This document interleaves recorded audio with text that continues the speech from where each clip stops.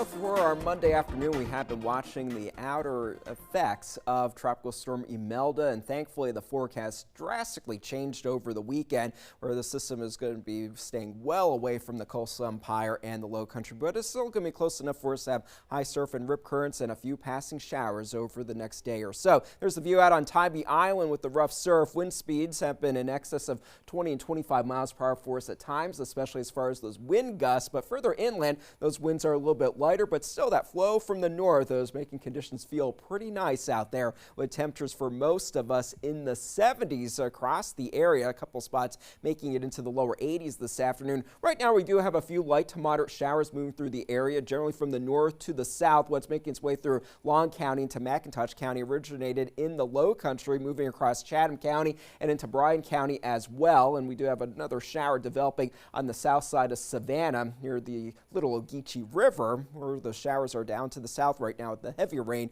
at the moment in McIntosh County, with more showers setting up for us as we do go into the evening hours. So here's the infrared satellite imagery of Tropical Storm Imelda and Humberto. They are about 600 miles apart as far as the center of the circulations.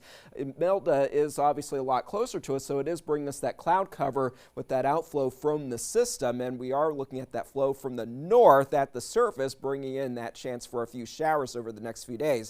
But as far as the 5 o'clock advisory, Imelda is still moving at 9 miles per hour to the north with 65 mile per hour sustained winds. We do expect it to begin to make the northeasterly turn overnight, possibly becoming a Category 1 hurricane, not getting within about 300 miles of our coast, but that is still close enough for us to have this coastal concerns. We expect this to strengthen as it moves toward Bermuda, perhaps as strong as a Category 2 system, before moving into the cooler waters of the North Atlantic and weakening. But as far as local impacts for Monday, Tuesday, and possibly into Wednesday, we could see some spots get up to around an inch of rain with those passing showers through the day tomorrow, but most of us will be missing out on that. The winds will be the most noticeable thing, with wind gusts in excess of 25 to 35 miles per hour for us, especially toward the coast. Boaters, we're going to be looking at even stronger wind gusts in excess of 35 knots during those afternoon hours, and that will continue for the better part of this week. But at the coast, we will be dealing with beach erosion, rip currents, and even the possibility of a few water spouts just off of the coast. So as far as those beach alerts,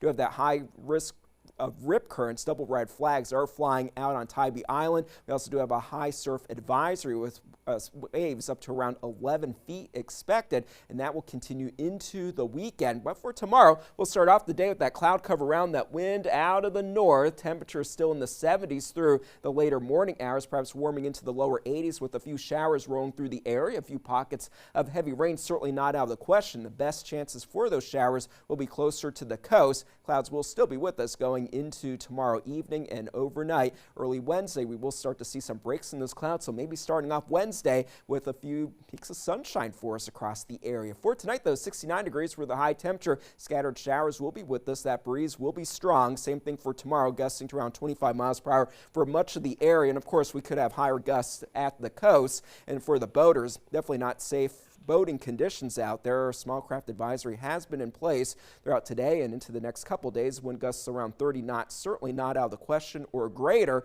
giving us seas right at 5 to 8 feet. So definitely not the best conditions out there. Showers continue for tomorrow, mainly dry for Wednesday and Thursday, and then on Friday and into the weekend, those shower chances start to increase again for us, with those temperatures staying below normal. Some of us will just be in the upper 70s for the next few days. We've got to have a fall spike, though, at some point, don't we? It's going to happen. 90s. Thank you so happen. much. We appreciate it.